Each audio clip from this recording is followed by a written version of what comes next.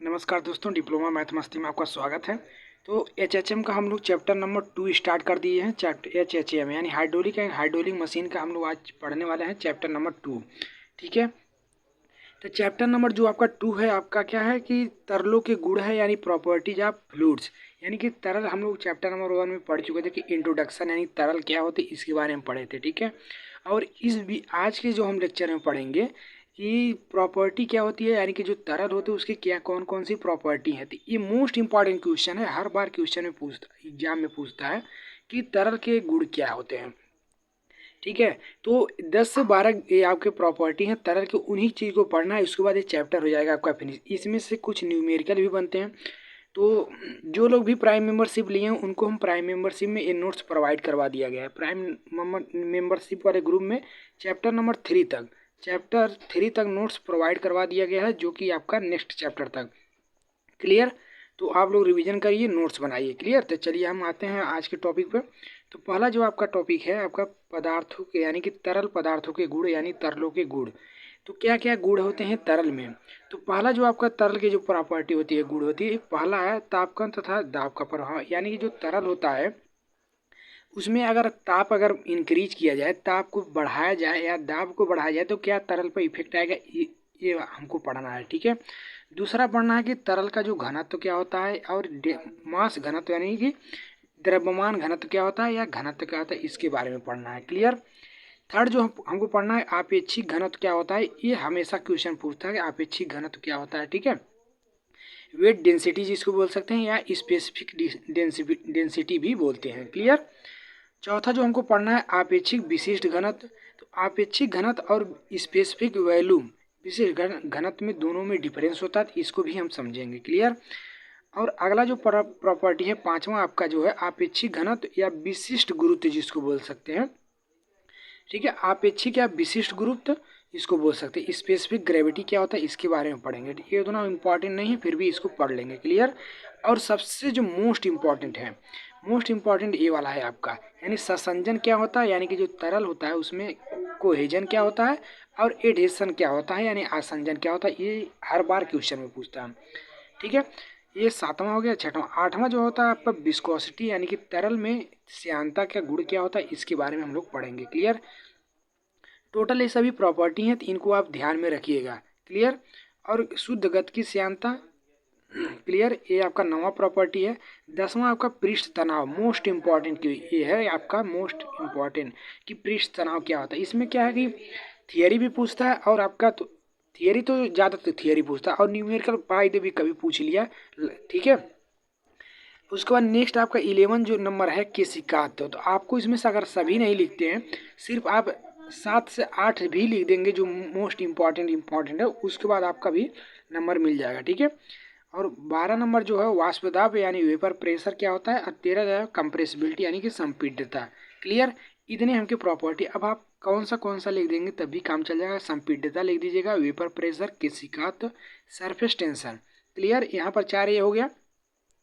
चार के बाद यहाँ पर एक श्यानता लिख दीजिए, 5 हो गया। इसके बाद आसंजन बल लिख दीजिए और ससंजन लिख दीजिए। क्लियर, और स्पेसिफिक ग्रेविटी यानी 7 से 8 लिख देंगे, 8 से 10 लिख देंगे तब भी आपका काम चल जाने वाला है। क्लियर, और आपको पूरा नंबर 5 में 5 मिल जाएगा। क्लियर, इस टॉपिक को लिख देना है और उसके बाद इसके बारे में इस हेडिंग को लिख देना है, इसके बारे में थोड़ा सा आपको डिस्क्राइब कर देना है।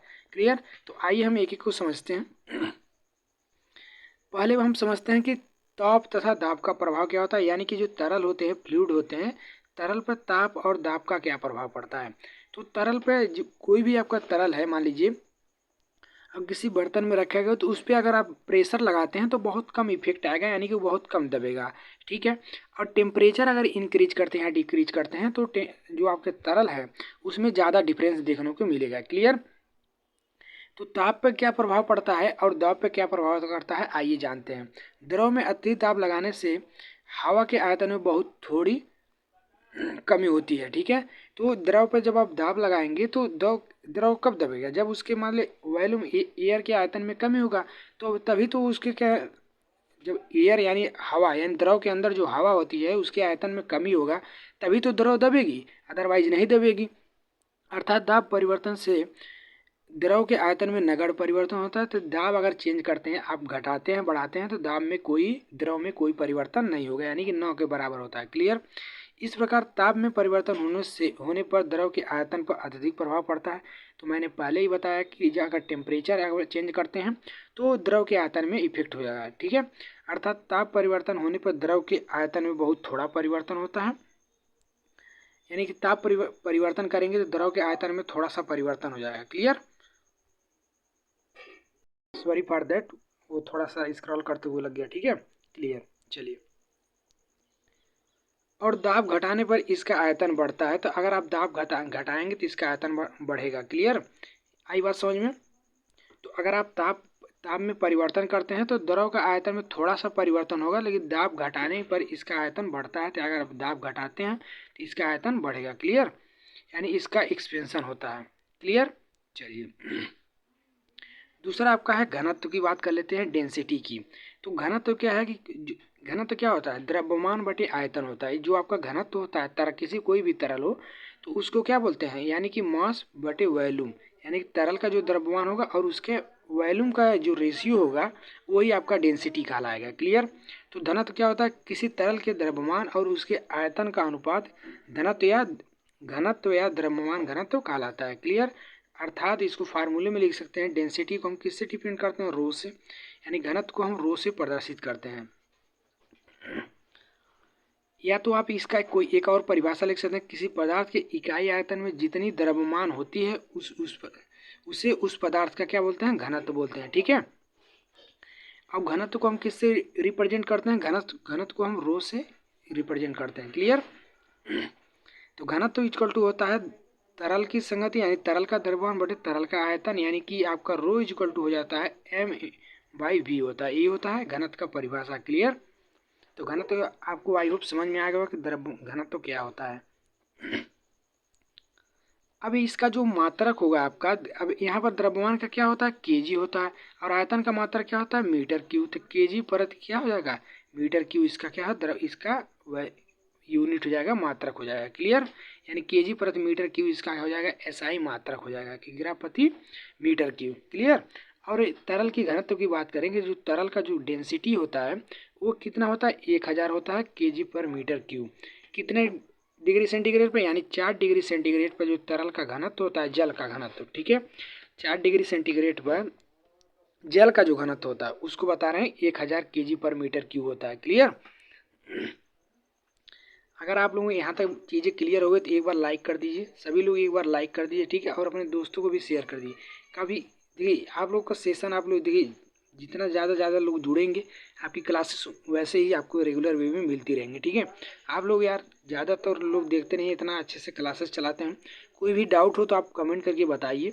ठीक है, बाकी मैं तो वीडियो आपको अपलोड कर ही रहा हूँ। आप लोग बता कौन सा सब्जेक्ट का चाहिए, किस चैप्टर का चाहिए, ये भी तो बताइए। उसके बाद आपको आप कमेंट करेंगे, आपको क्लासेस डेली बाय डेली मिलेंगे। ठीक है, थोड़ा सा ये अप्रिसिएशन मिलता है, मोटिवेशन की आपका क्लास बच्चे भी इंटरेस्ट ले रहे हैं तो क्लास लेने में मज़ा आता है। क्लियर। चलिए, अब जान जाते हैं, हम समझ गए कि डेंसिटी क्या होती है। अब स्पेसिफिक वेट यानी विशिष्ट भार क्या होती है, आपेक्षिक भार क्या होती है, ये भी एग्जाम में पूछता भी है कि आपेक्षिक भार क्या होती है। तो आपेक्षिक भार को समझिए, किसी तरल का आपेक्षिक भार उस तरल के भार और तरल का अनुपात, यानी कि रेशियो। देखिए आपेक्षिक भार फिर से समझिए, किसी तरल का जो आपेक्षिक भार होगा उस तरल का भार और उस तरल का आयतन का जो अनुपात होता है आपेक्षिक भार कहलाता है। क्लियर।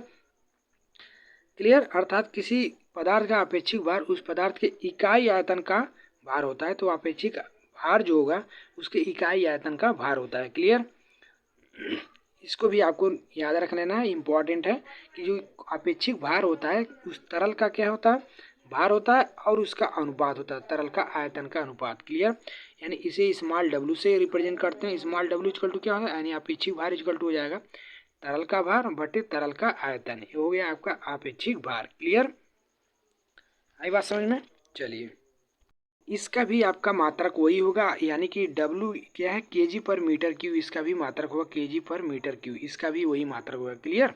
चलिए, अब यहाँ नेक्स्ट इसका भी वैसा ही मात्रक वही होता है। आपेक्षिक भार तथा आपेक्षिक घनत्व में संबंध आप जान लीजिए। तो आपेक्षिक भार और घनत्व में, तो घनत्व को बताए हैं द्रव्यमान बटे आयतन, ये घनत्व का बताएं। आपेक्षिक भार भी वही बताया है कि small W equal to capital W by V होता है, यही बताया है आपेक्षिक भार।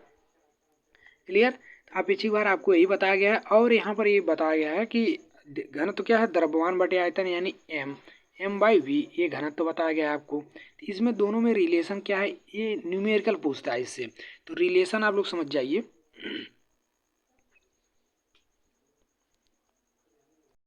चलिए, तो आपेक्षिक भार इक्वल टू क्या होता है, आपेक्षिक भार का हम फार्मूला पढ़े हैं कि तरल का भार और बटे आपका हो जाता है तरल का आयतन, यही हम लोग पढ़े हैं।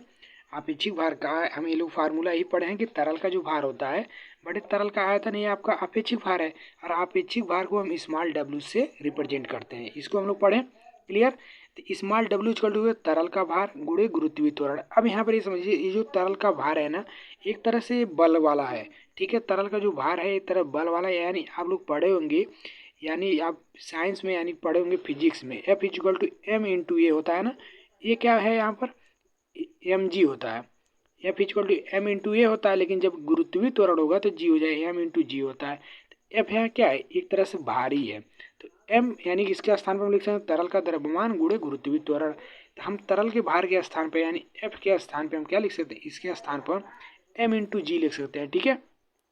यानी तरल का द्रव्यमान गुणे गुरुत्वीय त्वरण, अब बटे इसका तरल का आयतन हो गया। क्लियर, अब इसको समझिएगा, अब क्या हो गया आपका भार इक्वल टू द्रव्यमान गुणे गुरुत्वीय त्वरण होता है, इसको आप लोग याद कर लीजिए कि भार इक्वल टू जो होता है द्रव्यमान गुणे गुरुत्वीय त्वरण होता है, ठीक है। ये फार्मूला याद कर लीजिएगा। क्लियर, डिफरेंस होता है वेट में और मास में, दोनों में डिफरेंस होता है, तो इसको आप याद करिए कि जो आपका वेट होगा मास इंटू गुरुत्वीय त्वरण। क्लियर, चलिए W इक्वल टू हो जाएगा, यानी कि हम द्रव्यमान को तरल का द्रव्यमान को कैपिटल एम से, गुरुत्वीय त्वरण को स्मॉल जी से, कैपिटल एम इंटू स्मॉल जी, अब बटे हो जाएगा आपका V, तरल का आयतन हो जाएगा आपका V। क्लियर, अब यहाँ पर हम लोग पढ़े हुए हैं कि घनत्व इक्वल टू क्या होता है, घनत्व इक्वल टू पढ़े हैं आप डेंसिटी इक्वल टू, आप क्या पढ़े हैं डेंसिटी, यानी एम बाई वी, यही पढ़े हैं।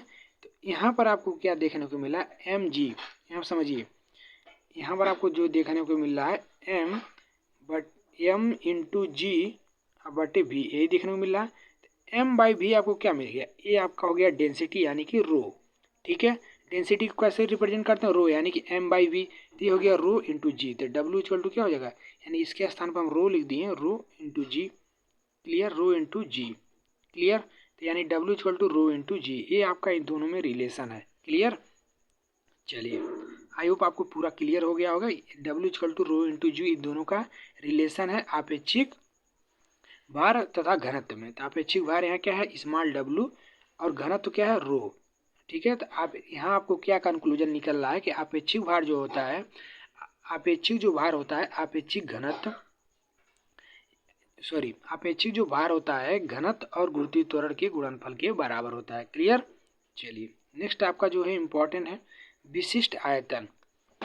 विशिष्ट आयतन क्या होता है इसके बारे में जानते हैं।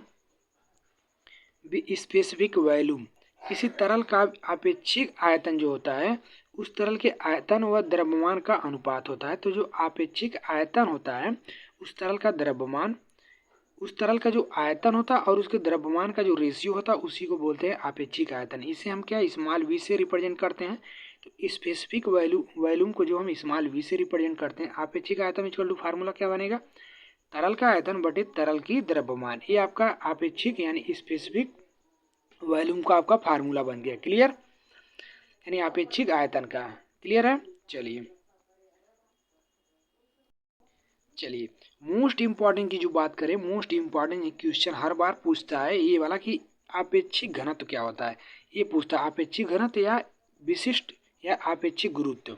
ये क्वेश्चन हर बार क्वेश्चन पूछता है कि इसको समझना बहुत जरूरी है क्योंकि न्यूमेरिकल भी इस पे आता है, ठीक है। तो क्या होता है आपका आपेक्षिक गुरुत्व या आपेक्षिक घनत्व। तो किसी तरल का आपेक्षिक घनत्व उस पदार्थ के घनत्व, यानी कोई भी आपका तरल हो उसका जो आपेक्षिक घनत्व होगा उस पदार्थ का घनत्व तथा किसी मानक तरल के घनत्व का अनुपात होता है। तो आपेक्षिक घनत्व जो होगा उस पदार्थ का घनत्व और मानक जो स्टैंडर्ड फ्लूइड होता है उसका घनत्व का अनुपात होता है। ठीक है, स्टैंडर्ड फ्लूइड क्या है, मानक फ्लूइड क्या है, वाटर यानी कि जल है। तो क्या हो गया, इससे क्या आपको निष्कर्ष निकल रहा है कि आपका जो आपेक्षिक घनत्व होगा, किसी भी तरल का जो आपेक्षिक घनत्व होगा उस तरल का आयतन बटे जल का, उस तरल का घनत्व बटे जल के घनत्व का अनुपात होता है। क्लियर, बात समझ में आई? तो यहाँ पर फिर से समझ लीजिए, तो किसी तरल का आपेक्षिक घनत्व उस पदार्थ के घनत्व तथा किसी मानक तरल के घनत्व का अनुपात होता है।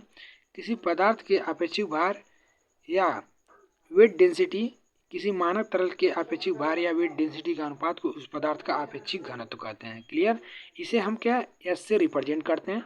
तो ये बात समझ गए ना कि आपेक्षिक जो घनत्व होता है उस पदार्थ का जो घनत्व होगा वो, और स्टैंडर्ड जो आपका तरल है उसका घनत्व के अनुपात को हम बोलते हैं आपेक्षिक घनत्व बोलते हैं। क्लियर, चलिए इसे हम एस से रिप्रेजेंट करते हैं।